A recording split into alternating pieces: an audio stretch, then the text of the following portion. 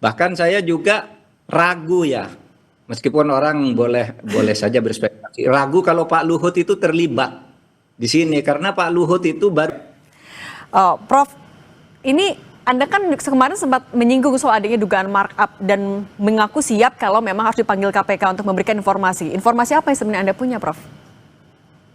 Informasi bahwa ada orang yang punya informasi. Saya kan bukan yang pertama kan.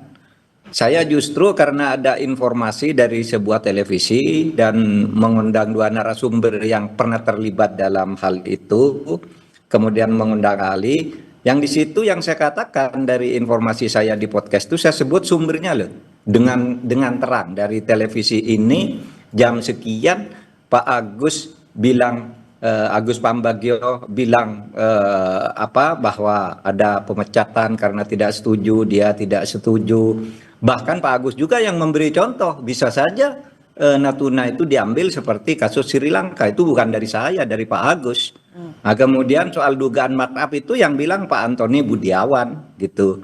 Jadi bukan saya yang buka, saya yang justru mengangkat karena ketika dua orang ini bicara kok adem-adem aja, lalu saya angkat di tempat saya malu rujukannya kok seperti ke saya. Padahal di keterangan saya itu informasinya dari dua orang itu dan dari satu televisi. Jadi kalau saya diminta informasi, saya beritahu ini informasinya sudah ada di keterangan saya di podcast saya bahwa ini informasinya. Kalau Anda perlu dari tangan saya ini saya tunjukkan, segitu aja kan. Nah, tapi Prof, kalau misalnya Anda kan masih menjabat juga di pemerintahan ketika proyek KUS ini mulai digodok sampai akhirnya dibangun. Anda juga punya informasi tersendiri yang mungkin bisa Anda sampaikan sekaligus ada buktinya untuk KPK.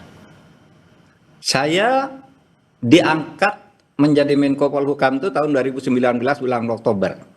Kontrak ini 2015-2016. Jadi saya tidak tahu di dalam. Bahkan saya juga ragu ya.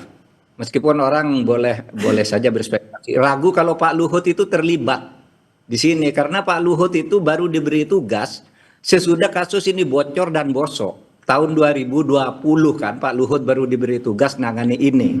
Jadi tahun sebelumnya Pak Luhut enggak ikut di sini karena bukan bidangnya.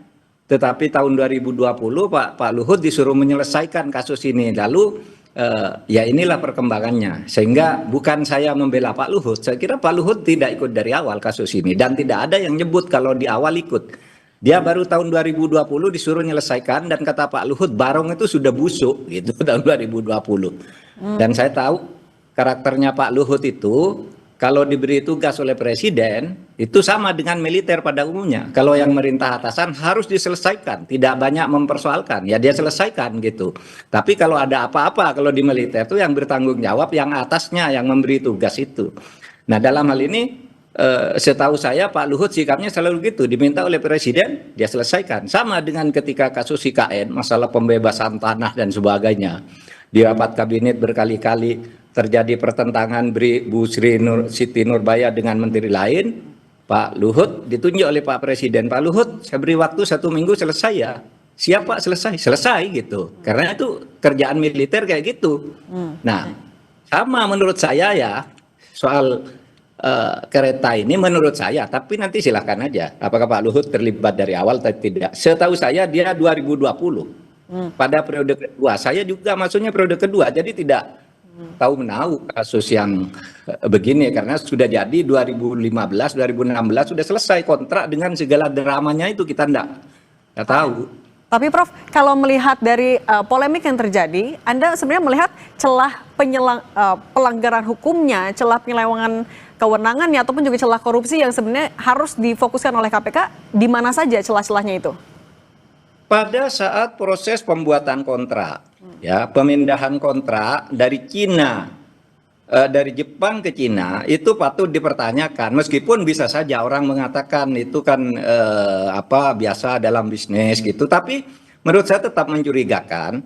Ada juga orang yang membahas kan kalau Cina Jepang ngitungnya dengan yen, Cina dengan lain lalu.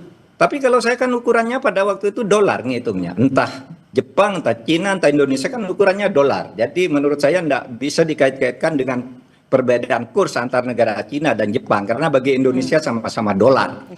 Dimulai dari situ, kenapa dipindah? Kan gitu. Kemudian kenapa terjadi overrun gitu. Itu semua kita tidak katakan itu sudah pasti korupsi, tidak, tapi harus diselidiki. Saya sependapat dengan Pak Jokowi 1000%. Bahkan transportasi umum itu bukan untuk mencari keuntungan, itu untuk pelayanan dan mungkin rugi. Tapi satu hal juga bahwa tidak boleh ada korupsi dalam proses pembuatan pelayanan itu. Dan sekarang ada dugaan seperti itu. Yang bilang ada markup itu kan bukan saya, Pak Antoni Budiawan, berdasar keahlian dia. Itu menduga ya, kata dia. Mungkin ada kickback, mungkin ada markup dan sebagainya. Nah itu semua supaya diteliti, karena isu ini sudah menjadi isu yang sangat besar. Kita setuju lah kereta apinya bagus gitu.